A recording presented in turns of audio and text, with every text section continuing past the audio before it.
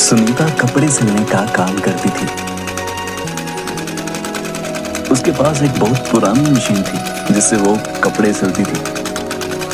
उस मशीन के ज्यादातर उपकरण लकड़ी से बने हुए थे। पति के गुजर जाने के बाद सुनीता उसी मशीन पर सिलाई करके अपना गुजारा करती थी। वो अकेली पूरे गांव में कपड़े सिलती थी। बस उसकी एक कमजोरी थी, वो बहुत आलसी थी, जिस वजह से उसकी बहुत कम कमाई हो पाती थी। उसकी एक बेटी थी जिसका नाम राधा था। एक दिन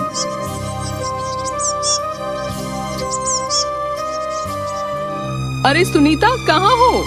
अरे ठाकुराइन जी, आप आइए आइए ना, बैठिए। अरे सुनीता कहाँ है? वो तो बाजार गई है, आप बैठिए ना, माँ आती होंगी। ये लो आ गई।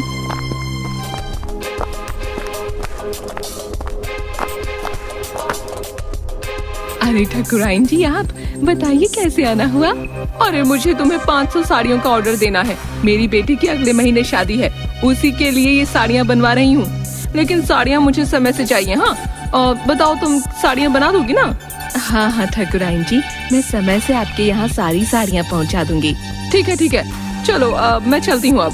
ठीक है माँ, ये तो बहुत अच्छा हुआ। हाँ, बहुत अच्छा हुआ। धन्यवाद भगवान, धन्यवाद हमें इतनी साड़ियों का ऑर्डर देने के लिए। चलो अब फटाफट काम पर लग जाते हैं। सुनीता अंदर जाती है और साड़ियां बनाना शुरू कर देती है। उसे साड़ियां बनाते बनाते नींद आने लगती है और वो सो जाती है। जब उसकी आंख खुलती है तो वो देखती है कि सारा समय निकल चुका है और शाम हो गई है। माँ, आज कितनी साड़ियाँ बना ली आपने? आज तो एक भी नहीं बनी पाई है, आंख लग गई थी। क्या? अगर इसी तरह आप साड़ियाँ बनाओगी तो न जाने 500 साड़ियाँ कब बनेंगी। तुम परेशान मत हो, मैं कल जल्दी काम करूँगी। अगले दिन सुनीता जैसे ही काम के लिए अपनी सिलाई मशीन के पास जाकर बैठती है और मशीन चलाती है, वैसे ही सारी मशीन की लकड़ियां टूटकर मशीन से अलग हो जाती हैं। हे भगवान, वैसे ही कम मुसीबत है क्या जिंदगी में जो आपने एक और भेज दी। अब ये मशीन तो पूरी तरह खराब हो गई। अब मैं साड़ियाँ कैसे बनाऊंगी, इसको कैसे ठीक करूं? माँ, आप जंगल से लकड़ियाँ ले आओ और इस मशीन को ठीक करने की कोशिश करो। ठीक है, तुम अपना ध्यान रखो, मैं जंगल से लकड़ी लेकर आती हूँ। सुनीता जंगल से लकड़ियां लाने के लिए निकल जाती है।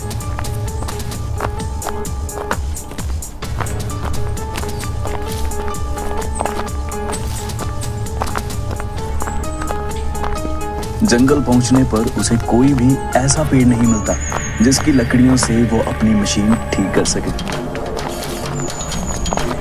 इस जंगल में तो एक भी पेड़ ऐसा नहीं है जिसकी लकड़ियों से मैं अपनी मशीन ठीक कर सकूं। हाँ, अब तो चलते चलते भी थक गई हूँ। सुनीता बहुत ढूंढती है लेकिन उसे कोई भी ऐसा पेड़ नहीं मिलता।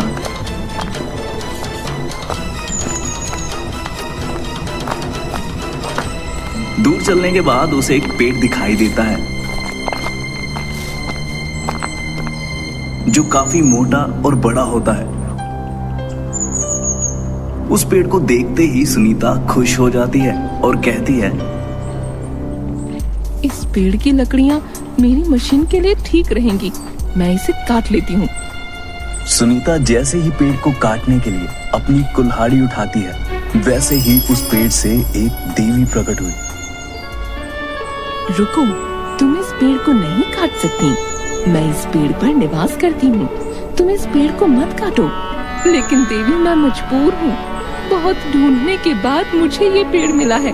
अगर मैंने इस पेड़ को नहीं काटा तो मेरी बेटी भूखों मर जाएगी। आप ही बताओ ना, मैं क्या करूँ?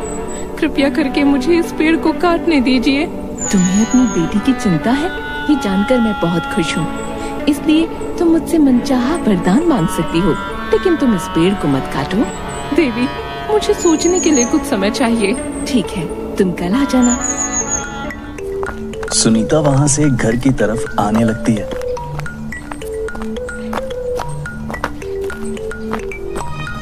तभी रास्ते में उसे उसकी सहेली मिलती है। सुनीता उसके पास जाती है और पूरी बात बताती है। बताओ मीना, मैं क्या करूं? सुनीता, तुमने सोचा है जब तुम 2 हाथ और 2 पैर से इतने सारे कपड़े सिल सकती हो, तो सोचो 4 हाथ और 4 पैर हो जाएंगे तो तुम कितने आराम से पैसा कमा सकती हो। हाँ, कह तो तुम ठीक ही रही हो, मैं ऐसा ही करूंगी। अगले दिन सुनीता उस पेड़ के पास पहुंचती है।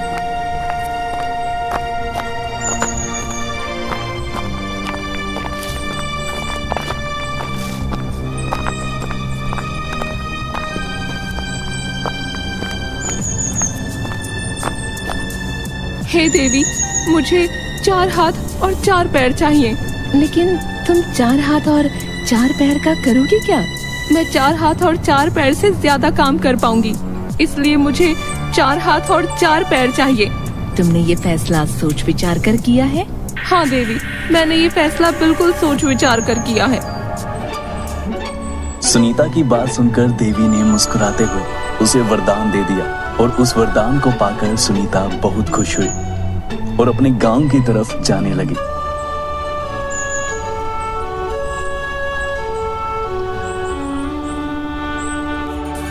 तभी उसने रास्ते में देखा कि एक भैंसा बहुत तेजी से उसकी तरफ भागी चली आ रही है।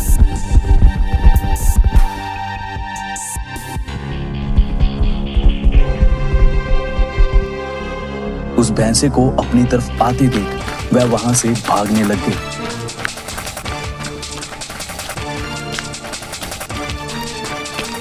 अरे अरे, कोई तो बचाओ मुझे, कोई तो बचाओ इस भैंस से। हाय, मुझे तो कोई बचाओ। हाय, मैं तो गई। सुनीता का ऐसा रूप देखकर गांव वाले हैरान रह गए। पकड़ो इस डायन को, पकड़ो। पकड़ो इस डायन को, पकड़ो इस डायन को। ये लोग तो मुझे डायन समझ रहे हैं। भागो भागो। अगर इस डायन को यहाँ छोड़ दिया तो ये पूरे गांव को खा जाएगी। पकड़ो इसे, पकड़ो।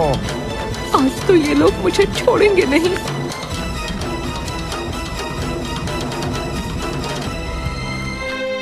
सुनीता अपनी जान बचाने के लिए वहां से भागती रही।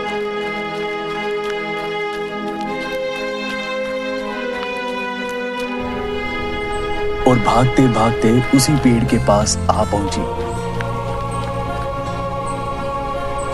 देवी माँ, हे देवी माँ, मुझे पहले जैसा कर दीजिए। मेरा ये नया रूप मेरी जान का दुश्मन बन गया है। मुझसे भूल हो गई माँ, मुझसे भूल हो गई। मैं सब जानती हूँ और ये भी जान चुकी हूँ कि तुम्हें अपनी गलती का एहसास हो गया है। ठीक है, मैं अभी तुम्हें पहले जैसा कर देती हूँ, लेकिन ध्यान रखना आगे से हर चीज सोच समझ कर करना। देवी माँ सुनीता को अपनी शक्तियों से पहले जैसा कर देती है। अब सुनीता को बहुत अच्छे से समझ आ चुका था कि बिना सोच विचार किए गए काम से बस हानि ही होती है और अब वो अपना आलस को त्याग कर सही से काम करने लग जाती है।